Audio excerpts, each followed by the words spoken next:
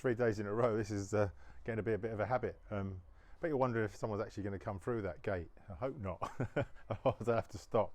And it's quite funny when you watch YouTube and you see people in the same clothing all the time. It's quite funny. I've just taken Jake out for a walk, got back, and this is the same t-shirt I could put back in the wardrobe every day just to come and do these YouTubes with. So yeah, I do wash and I do have different clothing, but no wonder these celebrities and stars don't like to be seen out in the same clothing every day. It's a bit of a weird situation. Anyway, I'd like to say thank you to Elizabeth, who actually put a message under my last YouTube and asked a couple of questions. And one of those questions was, do I go out buzzing with, do I have loads and loads of ideas before I go out to shoot? Buzzing with ideas, and when I get out there, my mind clears. Yeah, quite a lot of the time that is the case. Or I plan for a day out and the weather's not quite how I expected it, or I just don't feel like it. And it happens all the time. It happens quite more than you think, especially the last couple of years after my stroke. I just go out there and think, can't be bothered. But even when I was shooting full time, yeah, I'd have, or even worse, someone like Fujifilm would give me a project, not a project to do, but they'd say, can you get 5 new images or 6 new images with this new camera, blah, blah, blah, off you go and do it. Well, you go out there and you think, oh, I can't do it. What was worse back then is you usually got a camera that no one's seen for 6 months before it's due to come out. And it gets even worse. You go out to shoot, but you can't shoot anywhere where there's going to be people about. As a street photographer, that's a really complicated thing. So I'd end up taking cameras out all taped up so no one can see what it is. But yeah, the mind goes blank all the time. I had a really good idea once for a Fujifilm camera shoot. And I went out and I wanted to shoot sort of bright scenes in city at night with a bit of mist, etc., and hopefully in wet or rain. And every time I went out, it was during the summer, there was no mist, there was no rain, there was nothing that I had in any idea I had in my mind at all whatsoever for the ideas. And in the end, because I was doing a project at the time on Liverpool 1 escalator stairs, I thought, well, do you know what? Just go back to the project I was doing, get myself up on the stairs, stand there for long enough and something will happen. And eventually, you know, every time I've stood above those stairs, something different's happened below me. And I stand with my camera and I wait and I wait and I wait, and something will happen, something will look different. And these two kissed on the stairs, and that ended up on a promotional campaign for one of the cameras. I think it was the X Pro 2 at the time. And it came out of nowhere. I just thought, well, I'll go back to where I stood when I've shot photographs before. Elizabeth also asked, she said going out to shoot street photography, and she's got worried about being brave enough to shoot street. And one of my tips for street photography to be brave is don't try and go and shoot people. If you're thinking about it that way, you're complicating it for yourself, because either you've got the confidence to go out and shoot candid street, or you have to go out and shoot street portrait, and you may not have the confidence to do either. So the best thing to do is go out and shoot a high contrast scene on a day like today with lots of sunlight. Look for the light and the shade and the shadows and everything everywhere. Go and set yourself up with your camera. Look at the light and the shade and the way everything's falling, and take a few photographs of that scene. Don't worry about any people in it. And then eventually someone will walk through the scene. And as someone walks through the scene, click. They're actually then walking in to your photograph. You're not then following them with your camera trying to photograph them. Let them walk into your scene and just go click. You've got to remember, if you're standing there with a camera pointing at people have got a choice. They either walk in front of you or walk behind you. A lot of people walk behind you because they don't want to interrupt your photograph you're taking. If you're in London or a big city, they don't care about walking. They don't care about you taking a photograph. And if they're walking into your scene, so be it. Okay, sometimes photographing people walking from left to right through your field of vision isn't a perfect street photograph, but to get practice of shooting people, just go out and shoot. Yes, I go out with ideas. I think this is going to happen. Or you can go to an area, Matthew Street in Liverpool, ironically, there's lots of high contrast lines and shapes, and I go and stand there at one side and wait for people to walk in, and you can get some great images, but it becomes very samey after a while. Doing a 365 or a project does help with this.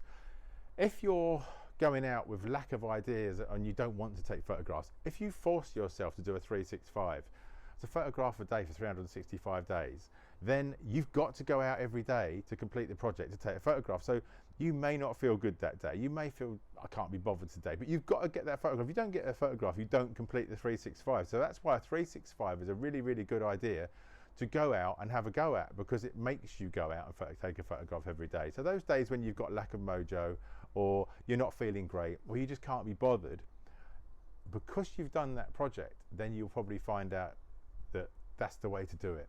There was a great 365 by a guy called Ashton Jean-Pierre. If you look at it up, you can still Google Ashton Jean-Pierre, and he did a 365 with just his face sitting in front of a camera. It was a self-portrait project, and he did it for a year. And unbelievably, he did another 365 of his self-portrait of his own face for another year. Not only did he do the self-portraits of his face, but also then he did outtakes of things that went wrong when he had an iron on his head or hundreds of thousands on his face, etc. He used to be a UK photographer, UK deaf photographer, and I think he moved to Australia and New Zealand. I'm not sure, but you can still Google it, and you can find Ashton Jean-Pierre self-portrait project, and it usually comes up as him with a Flickr account. But have a look at those for inspiration, because to actually sit in the same chair in the same place for 365 days and take different photographs, it's absolutely amazing and inspiring.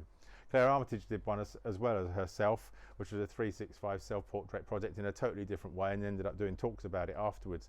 But these projects are really, really good. They are really, really worth doing because it actually forces you to be different. Elizabeth also asked, do I have stories or images in mind when I go out?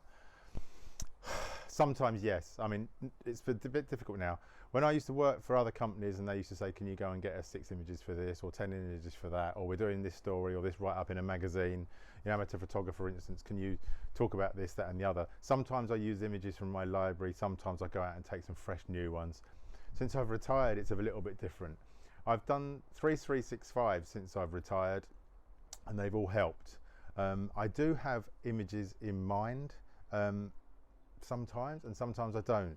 What I've done over the last 3 years is deliberately tried to, well, I've come off Facebook anyway, as you know, but I've deliberately tried not to look at other people's work and other people's images, because otherwise you get caught up in trends. At the moment, there's a new trend online of shooting cities at night, a little bit of mist, and quite a lot of them are photoshopped to hell, but some of them are actually shot brilliantly. But not that there's anything wrong with any photoshopping anything to hell, but as far as I'm concerned, street photography should be a bit more real. But if you follow trends, if you look at what's going on online, even though that I was just talking about high contrast scenes and shooting high contrast scenes in this weather, you know, it's in a way you're sort of stuck with that. But at the end of the day, you get caught up in cliche shots and you get caught up in doing what other people are doing.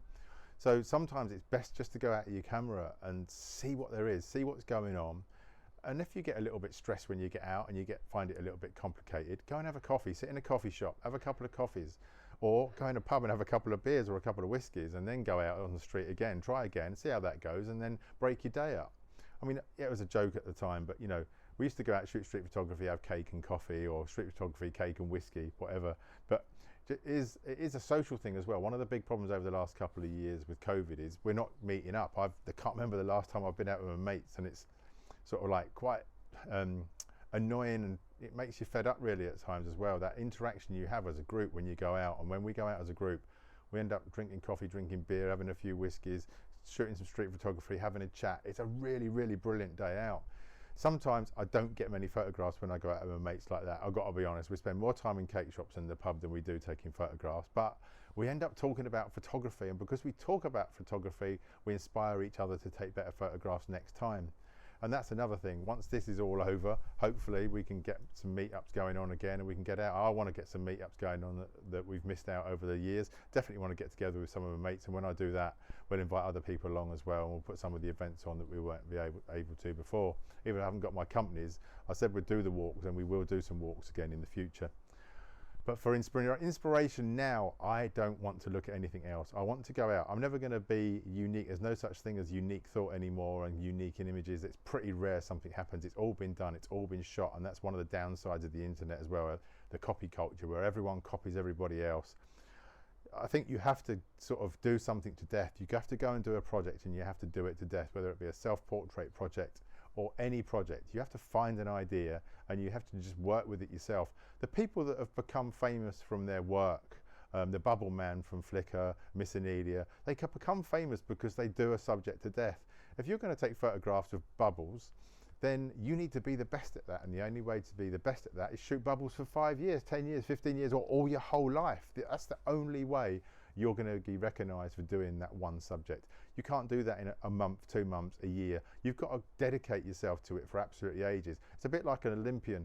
They dedicate themselves to boxing or swimming or rowing or whatever, and they become the best at what they can. It doesn't happen in a week, it doesn't happen in a month, it happens in a lifetime. Oh, these guys have top trainers, and that's one thing that's missing in photography as well. You guys go out and you want to be good at something, but you don't want to accept help from anybody else. You don't want to accept critique, and that's all part of it. And in sitting in a pub, sitting in a cafe, looking at each other's work, sharing each other's work, taking the criticism on the chin is a really, really good thing. Now, don't take that as criticism from social media, because criticism from social media and putting your stuff on social media and have some knob just going, oh, that's shit, or this is horizon's wonky, or this is wrong, or that's wrong, or composition's wrong. What do they know? You don't know who this person is. They could be a complete bloody idiot, and most of the time they are. They just want to go on social media to rub you up the wrong way, or try and prove that they're better than you. And if you go and look at their work, 9 times out of 10, their work's crap. It really is a load of junk. They just like putting you down to make themselves feel better.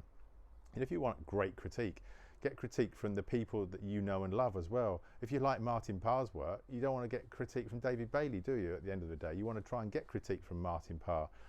And you can do that. Believe it or not, you can do that. You can have a portfolio review with some of these photographers, and it may cost you £100 for 30 minutes, or it may cost you £50 for 30 minutes, or it may cost you a little bit more. Why not? Go and get it done. If you like their work and you aspire to be like them or as good as them, go and look at their work, go and see their work, study their books, study how they work, get them to do a review of your work, and then go from there, and then move on to the next thing. And if that doesn't work for you, move on to the next genre of photography. You may start out in shooting sport photography, you may shoot motorsport photography. There's a lot of types of photography you may shoot, and you may change and change and change. A long, long time ago, I was known as the photographer that could shoot anything, but it didn't get me anywhere in photography, because you have to specialize to actually get anywhere. So I specialized in street, which was the thing I loved most. Anyway, Elizabeth, I hope I've answered your questions. Yes, I do remember you from Photo 24 in London.